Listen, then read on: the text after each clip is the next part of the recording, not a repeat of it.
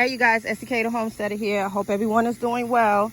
All right, you guys, I am finally getting to my raised beds, my newly purchased raised beds, and they are ready for my sweet potato slips, you guys. And I'm hoping I have more than enough room to get all these sweet potatoes in. So y'all know how Esikhomesteddah do. Bone meal, blood meal, worm castings, and slow release fertilizer. So that is my combination that you see right now in the raised bed. And this is what my slips is looking like. The roots are looking awesome. There's a lot of them. So I'm gonna do my best to get them all inside these two raised beds. I may even take some of them over to my salad bar station where I didn't grow anything this season in, and I'm tempted to actually put some green beans in there as well. So this is what it's looking like. Excuse me, you guys.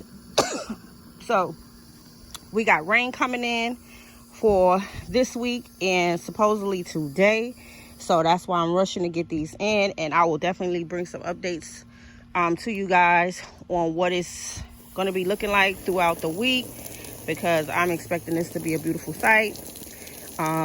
And I'm hoping to have a great harvest of sweet potatoes this year, because I worked really hard on creating my slips. I did not buy any sweet potato starts from any local gardening center or any place like Lowe's or Home Depot. I actually created all mine by myself this year, and that's what they looking like. So let me get these sewed up, you guys, and I'll just bring you guys a finished clip on what it's looking like in the raised beds.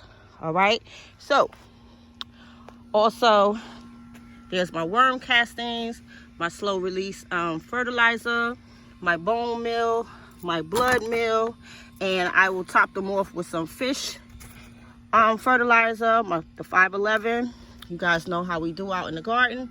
And then that'll be my completion of these being sewed up. So again, I will bring you a clip on what it's looking like after my sweet potato slips are all sewed up. See you in a bit. All right, you guys, I am back with a finished look on what they are looking like in the raised beds, you guys. So they pretty much all fitted, and I just mushed them on down. Once I saw, you know, what was left over, I just found little spots for them to go into.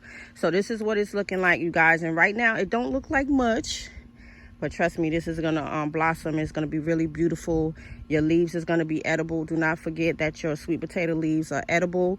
Some people like to cut their leaves back all the way so that the potato could get established. Also, they cut them back so that most of the energy can go into the potato being formed and growing. So a lot of people do that. They'll come in and it'll blossom up with beautiful vines, which are edible again, and they will cut them all the way back so that the energy can go into the potato and the root system. So right now they're looking a little bit limpy right now, but they're gonna perk back up.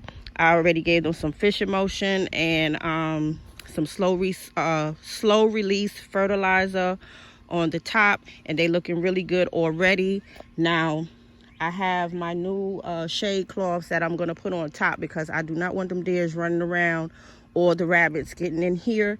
So I will definitely protect this area, because I don't have any type of fencing around here as of yet. That's why I have not planted in the raised beds that's on the outside. So this is what it's looking like, you guys. So I will bring you guys some updates throughout the week, and keep you guys abreast to how my sweet potatoes are doing.